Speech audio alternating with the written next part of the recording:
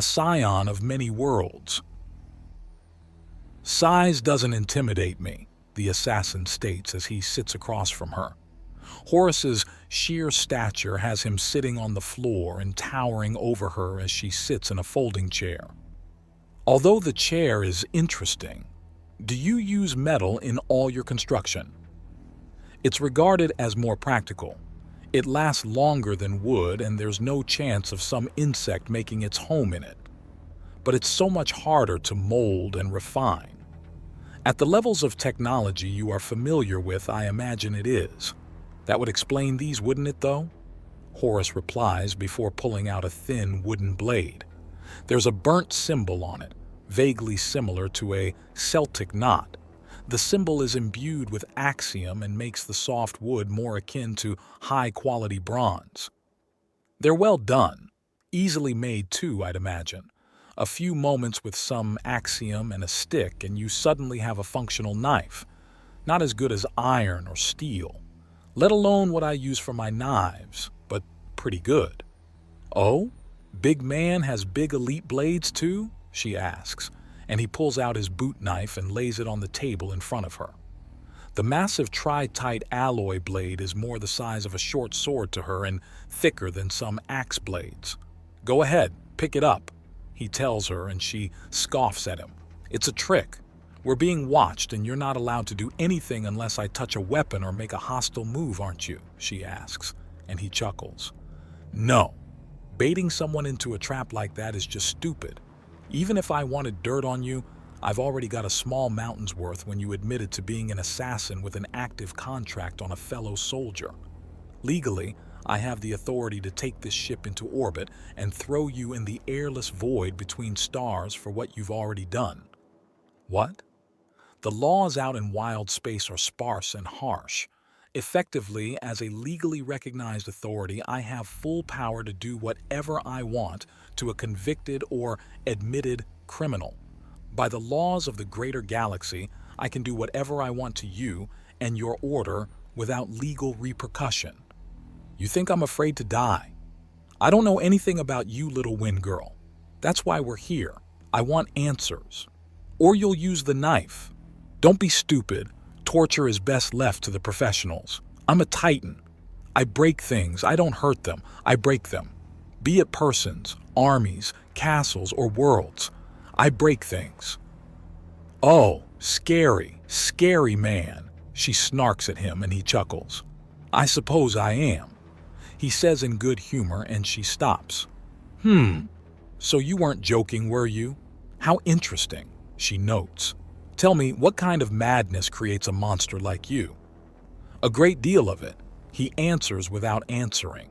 She's getting close. He's never done this before, but he has explained how this works. Get a rapport, or, failing that, a pattern going of question and answering. Just keep them talking, keep poking them back on topic, and wait for them to slip up. A simple strategy that, while easy enough to mess up, is one of the less messy messes one can make. That's it? A great deal of it?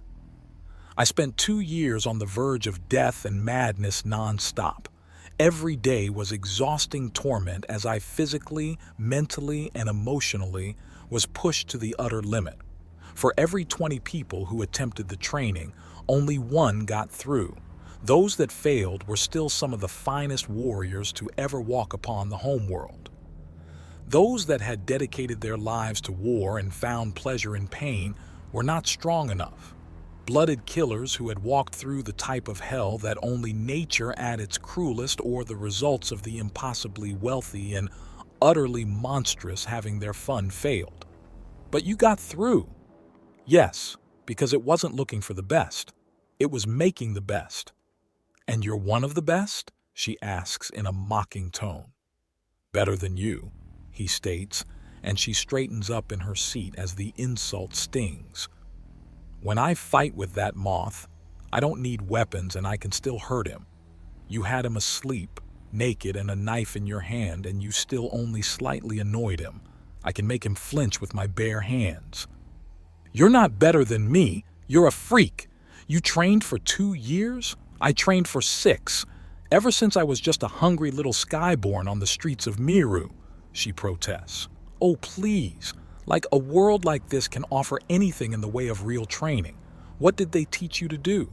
Lay off bathing for a week and then shuffle around to blend in with the serving staff?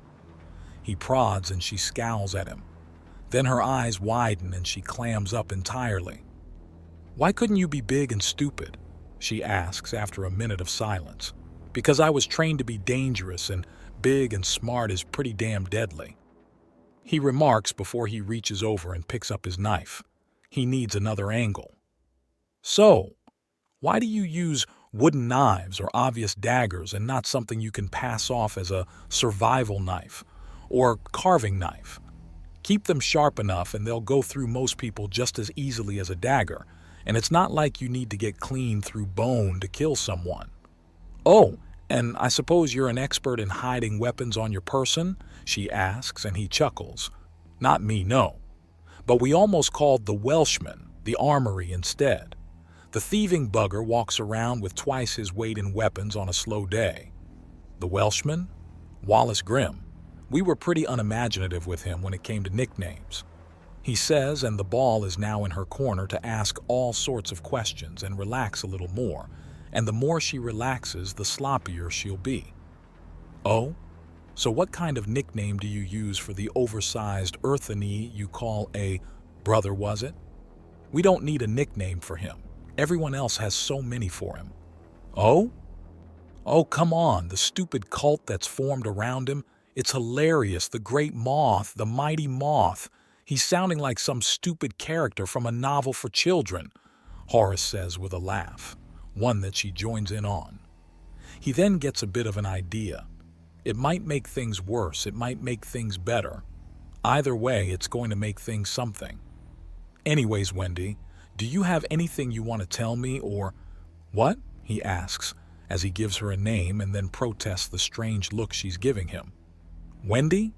Well, what am I supposed to call you? You haven't bothered giving me a name, he notes languidly. But you'd have no way of knowing if I'm telling the truth or not. I could tell you that I'm the Empress's hidden mother after I had my tail carved up specifically to go around in disguise, and you'd have to take me at my word. Until me and mine showed up, there wasn't a damn surgeon on the whole planet that could pull that off. Horus rebukes. That's not the point. You're just asking questions. Aren't you supposed to be interrogating me? And what would you rather have me do? Tie you to the chair and break every bone I can until you start talking? It doesn't work. If you just hurt people, they'll eventually be willing to say anything to get it to stop, including lying or making things up. It doesn't force honesty. He protests with a grand wave of his arms. So no torture. No stomach for it? She tries goading him. I find pointless pain to be just that, pointless. Pain in the pursuit of duty? Respectable. Pain in the pursuit of self-betterment? Practical. Pain from aiding another? Laudable. Pain usually just means you're alive.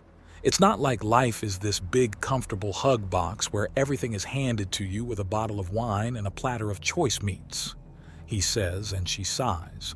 No, it certainly isn't. That sounded personal.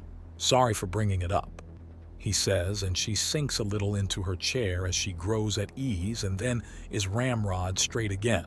Stop that, she tells him with a finger pointed right at him. Stop what? He asks. You're trying to get me to drop my guard and slip up. It's not going to work? Why not? Because I'm aware of what you're doing. I'm not fooled. I'm not stupid. What am I doing? You're trying to make me like you, trying to make me betray my order and friends up to you. Well, it won't work. They've stood by me through my worst, and I'll not have anyone hurt them through me, or at all, she protests while slamming her hands on the table. Easy now. You'll hurt yourself that way. Just execute me and be done with it. I'm finished with this farce. Madam, you really need to calm down. My brother asked for mercy for you, and mercy is what I intend to offer. I don't want it, she states, and he scoffs. And the others we've caught? He asks and gets a sharp look from her. There we go. She's too aware to be soft interrogated, so she'll need some harsher measures. Don't you dare hurt them. She hisses at him. I don't want to. But if I can't find a way to peacefully call off your order, we're going to have to kill you to stop you. You don't want your sisters to die. I don't want my brother to die. Since your sisters are currently set on killing my brother, I'm trying to find a way to stop them that doesn't involve me digging a series of shallow graves. Now to start, what is your name? My name? She asks, and he nods. After that threat, you only ask my name? I'm trying to get this conversation going, and it will move better if I call you by your name. Or a name. It doesn't have to be a proper one. Just a name I can use for you. Wendy will do then, she says, and he huffs. Fine then, Wendy. In the history of your order, has there ever been a case where a job was refused, left uncompleted, or otherwise rejected? A few times, but we've already taken the payment. Can it be given back? I'll reimburse you the full price. Hell, I'll double it, he offers, and she pauses and considers. I don't know. I'm a field agent, not an archivist or historian. I'm good at disguising myself, concealing weapons, escaping fast, and hiding. That's generally all I need to deal with any situation. Unfortunately, it's not enough for an invulnerable moth. Those are all amazing traits for an assassin or a thief. I'm not Wendy begins to protest before closing her mouth so fast that her teeth clap together. A schism in the order? Maybe a renegade or exile. Either way, her mysterious organization just became a lot more real if it has defectors. Calm down, I was just making small talk. How would I arrange a meeting for your order? Where's one of the dead drops? I do need to talk to your people to get this bounty off my brother's head after all. Why isn't he doing it? Too tired. He's conquered a planet, started its healing and mastering an entirely new field of power. He's run himself ragged, Horus says before leaning forward. And you still couldn't kill him. Put that into perspective. Right now he's probably weaker than he'll ever be again, and you couldn't do it. You nearly broke your knife against his fur, and the moment he started actually resisting, your weapon was reduced to scrap. Is anyone in your order safe going up against a monster like that? Oh, so he's a monster now? He's eaten people, Horus states, and she pauses. What? He has the Urthani proboscis. He has a big proboscis with even more range than normal, which means that if startled, there's a chance for a gigantic barbed spear to shoot out of his face like an arrow. He restrained himself with you. But how long until he's either too tired or too angry to restrain himself any longer? His claws are not slowed by skin, stone, or bone. He can cut through thick metal plating with them and can easily shatter all four of those things if he simply hammers them with his folded claw. Will your sisters survive that, if he swats one of them with his monstrous strength? I'm not asking you to betray your sisters, I'm asking you to save them. You've been given a bad contract. The target is not one that can be taken down with the means your order has. You have no idea what we're capable of. I know what I'm capable of. I'm capable of reducing entire cities into smoking holes in the ground. I'm not capable of killing him. What? She asks, and he sighs. We've tested his fur, plucked a single strand and threw everything we could at it. That one strand of shimmering white fur proved itself to be so tough that it's actually stronger than this ship. What? You're currently inside one of the massive steel ships flying through the sky. This ship has traveled roughly 50,000 light years, and while that massive number might not mean much to you, do understand that it's so far and long that you can go around Lacran many times in just one light year. And each strand of his fur is stronger than this? This ship is of a certain make, much like if you have two shields forged and then batter and bash one to see how much punishment it can take. You can guess what the other one can take. This kind of ship can only take so much damage before failing. Understand? Right.